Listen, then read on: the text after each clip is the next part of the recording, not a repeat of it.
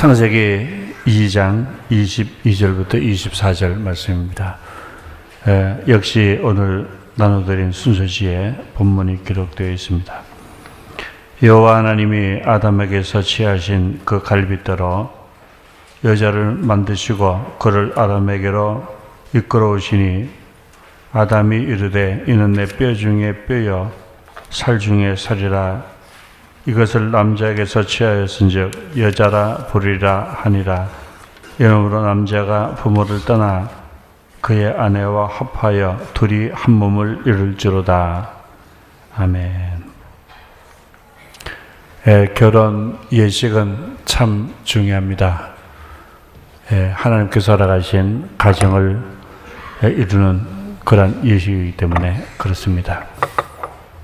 그렇게 보면 결혼 예식은 사람이 만든 것이 아니라 하나님께서 제정해 주신 것입니다.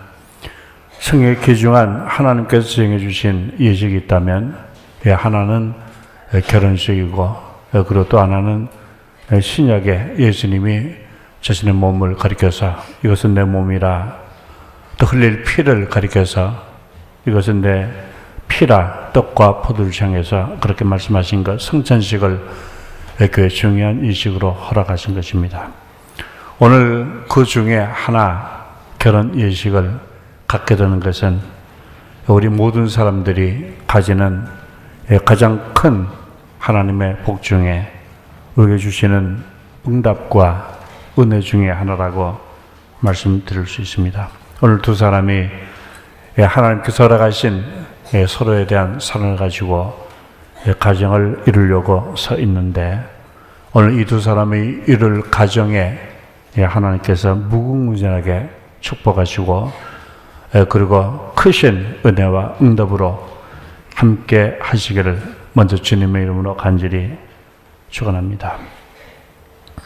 우리 사람이 한평생 살면서 개인도 그리고 부부로서 두 사람이 하나님의 풍성하신 인도하심 그리고 하나님의 은혜, 하나님의 응답을 맛보는 것은 우리 사람들에게 주어지는, 특별히 신앙의 가정에게 주어지는 아주 큰 특권이라 저는 그렇게 표현하고 있습니다. 유일한 특권이라고 그렇게 말씀드리고 싶습니다.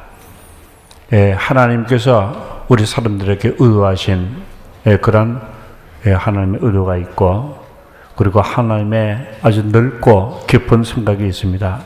그것을 어떻게 우리가 분별하고 그런 하나님의 인도하심과 하나님의 계획하신 모든 것을 받아 누리느냐 하는 것은 바로 열쇠는 우리에게, 물론 하나님의 뜻이지만 우리에게 달려 있음을 봅니다. 그런 의미에서 하나님이 주시는 응답을 받아내는 그런 열쇠를 주신 그런 신앙의 사람이 되기를 주님으로 축복합니다.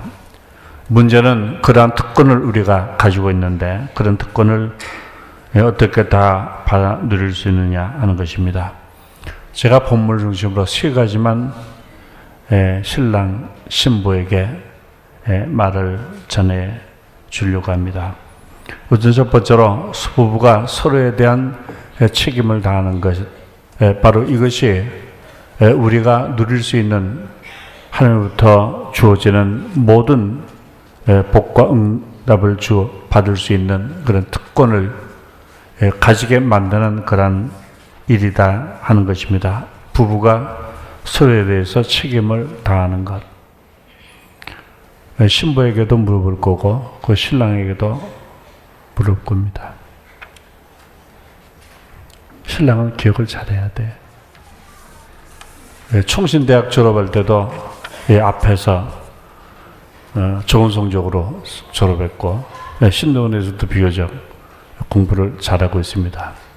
아주 똑똑한 그런 신랑이니까 오늘 제가 했던 얘기를 잘 이해하고 또 새기고 기억할 줄 믿습니다. 신부도 마찬가지고요. 처음에 뭐라 그랬어? 책임을 다. 네. 뭉뚱그려서 대답은 하긴 하는데 지금 정신이 없는 모양이에요. 그러니까 신부를 데리고 강대상에 올라올 때부터 아무튼 정신이 없는 것 같은데, 근데 정답은 여기 있습니다. 책임을 다하는 것. 부부가 서로에 대해서 책임을 다하는 것. 본문 24절에 보니까 부모를 떠나서 한 몸을 이루라 그렇게 말씀하셨습니다. 여기 한 몸이라는 말은 두 사람이 완전한 하나임을 나타내는 것입니다. 몸이 쪼개질 수가 없지요. 그러니까 두 사람이 부모를 떠나서 한 몸을 이루었다라는 것은 사람이 나누지 못하는, 또 환경이 나누지 못하는 온전한 하나가 되었다는 것을 성경은 분명히 말씀해 주고 있습니다. 그러니까 몸을 쪼갤 수 없듯이 부부도 나눌 수가 없습니다. 우리 신앙인들은 평생 두 번 서약을 한다고 합니다. 그 중에 한 번은 결혼식에서 서약을 하고, 그리고 또 한 번은 우리가 세례 받을 때 하나님 앞에서 서약을 하는 것입니다. 처음에는 남자와 여자가 서로 상대에 대해서 하나님을 증인으로 서약을 하는 것이고, 또 하나는 세례 받을 때 서약을 한다, 그렇게 우리가 말을 합니다. 평생에 두 번밖에 없는 이 서약에서 우리가 이것을 잘 기억해야 바로 행복하고 아름다운 그런 가정을 이룰 수 있는 줄로 믿습니다. 총신 신대원의 과거에, 지금 신대원 학생들은 모르겠지만 하비 콘이라고 우리 한국말로 간압의 교수 있었는데 신약을 가르쳤습니다.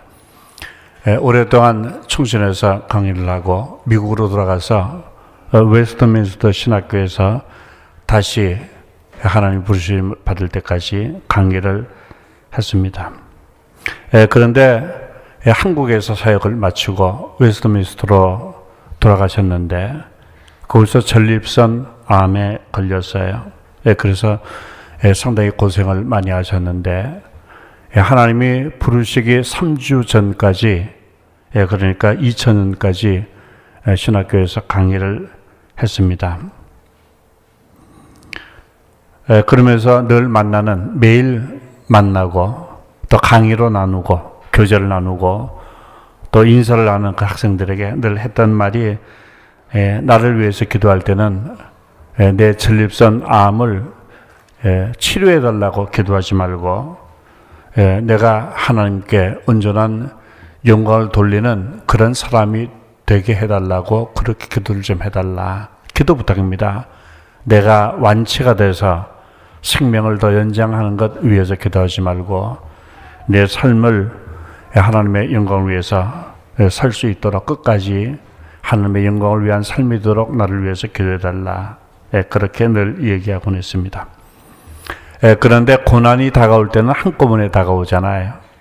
고난이 잊을만할 때, 또 잊혀질 때 다가오면 고통과 고난은 견디기가 쉬운데, 고난이 다가올 때는 한꺼번에 다가오는 경우가 참 많습니다. 총체적으로 고난이 다가오니까, 고난이 다가오면 사람이 견딜 수가 없지요. 하나님께서 우리를 붙잡아 주시는 붙잡음이 없으면 어느 사람도 한꺼번에 다가오는 고난을 잘 이길 수가 없습니다. 그런데 이 간압의 교수님에게도 고난이 또 하나가 다가왔는데, 그 바로 사모님이 치매에 걸렸다는 아주 심각한 치매. 남편을 잘 알아보지도 못하고 남편에게 하여튼 엉뚱한 그런 말을 하는 치매 증세를 여러분 다 알 줄로 믿습니다. 그런데 대개 미국 사람들은 남편이나 아내가 그리고 부모님이 치매에 걸리면 요양소로 보내는 것이 상례인데, 요양소 시설이 잘 되어 있기 때문에 되게 그렇게 합니다. 그런데 이 목사님은 사모님을 요양소로 보내지 않고 집에서 자신이 직접 돌보았습니다. 그러니까 자신은 전립선 암에 말기에 걸려 있고, 그러면서 학생들에게 강의도 하면서 그리고 치매에 걸린 그런 자기 아내를 돌봐 줬다는 거예요. 숨을 거두기 3일 전에 이제는 하나님이 부르시는 시간이 가까웠다는 것을 알고 사모님을 드디어 유양소로 보내드렸습니다. 그리고 유양소에 데려다 주고 돌아오면서 아내에게 여보 잘 있어. 그리고 내가 다시 올 거야. 그렇게 하고 헤어졌다는데 그 후에 사모님은 몇 년도에 돌아가셨는지 지금도 생존해 계시는지 제가 그것까지는 알 수 없지만 그러나 사모님은 얼마 후까지도 남편이 죽은 줄 모르고 그렇게 치매에 걸려서 요양소에 있었다는 그런 얘기를 제가 들어봤습니다. 그리고 3일 전에 하나님이 부르심을 받기 3일 전에 집으로 다시 혼자 돌아와서 학생들에게 이런 편지를 썼다고 그래요. 내용은 이렇습니다. 내가 할 일을 다 마쳤습니다. 그리고 나는 아내에게 한 서약을 다 지켰습니다. 그래. 핵심은 이겁니다. 결혼식을 할 때 아내에게 수십 년 전에 남편으로서의 도리를 다한다는 것, 이것을 약속을 기억하고 내가 아내에게 한 서약을 다 지켰다는 것입니다. 아내를 유양소로 보내지 않고 내 손으로 내 죽기 전 3일 전까지 내가 지금 임종할 때가 가까웠지만 내가 이까지 최선을 다해서 아내를 지켰다. 그리고 학생들, 친구들이여 안녕히 그리고 천국에서 보십시다. 라고 그렇게 편지가 끝났습니다. 2000년 당시에 지금부터 8년 전이죠. 학교 게시판에 이 편지가 공개되면서 학교 전체가 눈물의 은혜에 부흥회를 했다는 그런 이야기를 제가 몇 전에 들었습니다. 가나베 교수는 아내에 대한 책임을 자신의 특권으로 맞는 것입니다. 하나님께서 나에게 주신 특권인데 남편이 아내에게 그리고 아내가 남편에게 최선을 다하는 것, 이거 서약이기 때문에 그 최선을 다하는 것이 얼마나 아름다운 것인지, 이것이 얼마나 중요한 하나님이 나에게 주신 특권인지를 알았기 때문에 자신의 책임일 수 있는 이것을 특권으로 만들어서 최선을 다했다는 그런 이야기를 하비콘 교수는 우리에게 남겨주고 있습니다. 아내에게는 이런 남편이 최고입니다. 우리 성도사는 그런 남편이 돼야 돼요. 무슨 남편?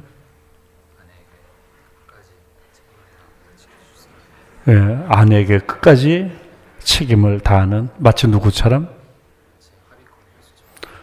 그렇게 대답할 줄 알고 누구처럼 그랬더니 하비콘 교수처럼 그렇게 해서 수종을 좀 주려고. 누구처럼? 그럼 예수님처럼. 이게 정답이에요. 머리가 좋으니까 정답이 나오잖아요. 하비콘 교수도 누구에게 배웠습니까? 예수님에게 배웠으니까. 그러니까 하비콘처럼이 아니고 정답은 예수님처럼. 예수님은 결혼을 안 하셨지만 그러나 예수님의 사랑 그리고 사랑의 모습처럼 최선을 다해야 됩니다. 이런 아내가 남편에게는 최고입니다. 신부도 그래야 돼. 신부도 확실히 대답했어요.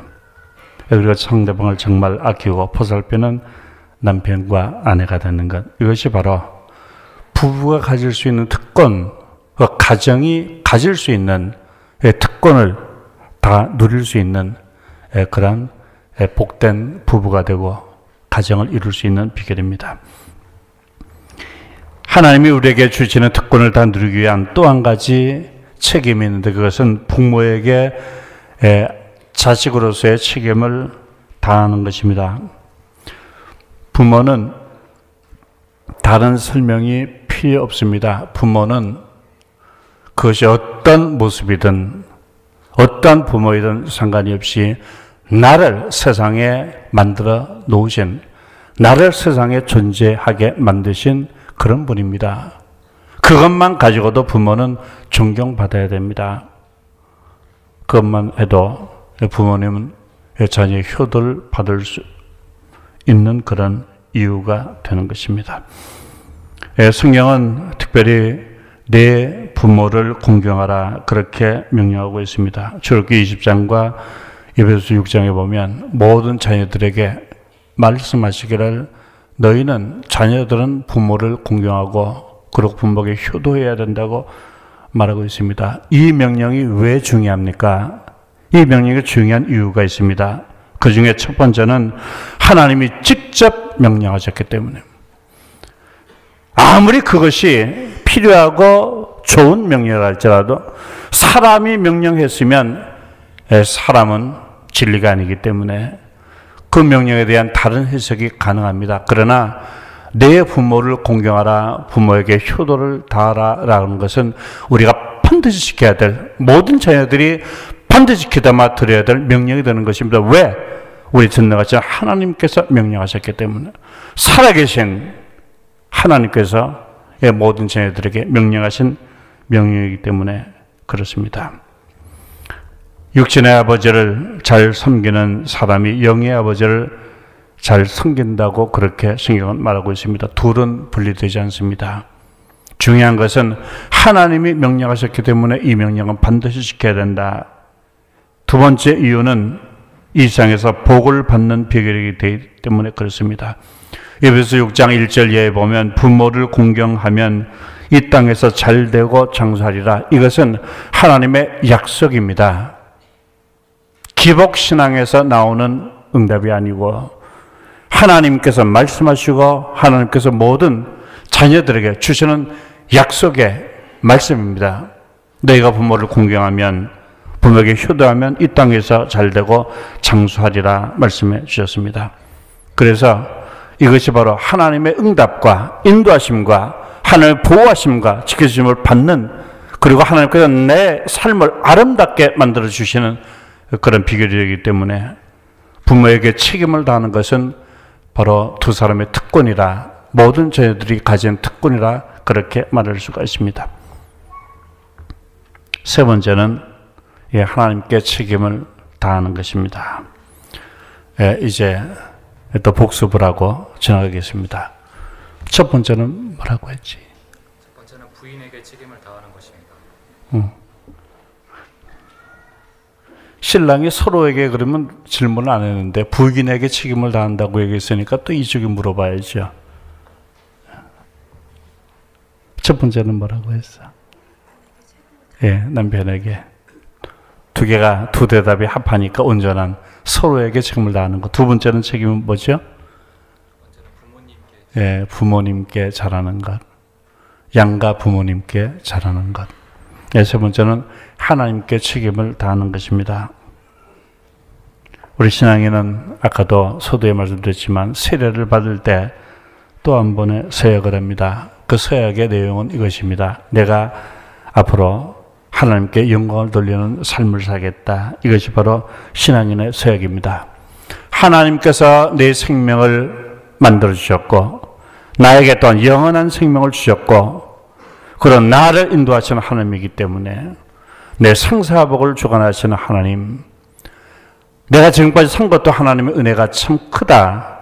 그래서 내 삶이 하나님께 영광이 되는 삶을 살 수 있도록 만들겠다. 이것이 바로 우리 세례받을 때 우리가 하는 서약입니다. 이것은 의무가 아니라 특권입니다. 하나님이 우리에게 주신 모든 은혜, 생명을 주신 은혜에 보답하고 그리고 그 외에 필요한 많은 응답을 주신 은혜에 보답하는 기회를 갖는 것입니다.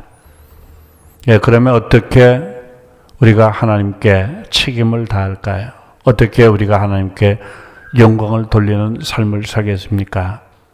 오늘 여러분 이것은 두 사람에게 제가 숙제로 주겠습니다. 저도 아직 그 정답을 다 완전히 알지 못합니다. 지금도 찾아가고 있고 알아가고 있고 지금도 구하고 있고 그리고 지금도 만들어가고 있습니다. 우리가 어떻게 하나님께 책임을 다할까?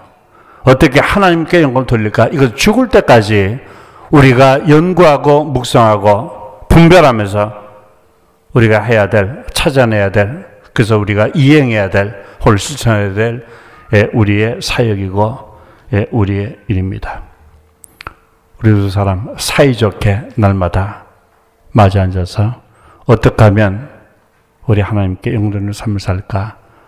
그런 시간들을 많이 가질 수 있기를 바랍니다. 둘이 싸우지 말고.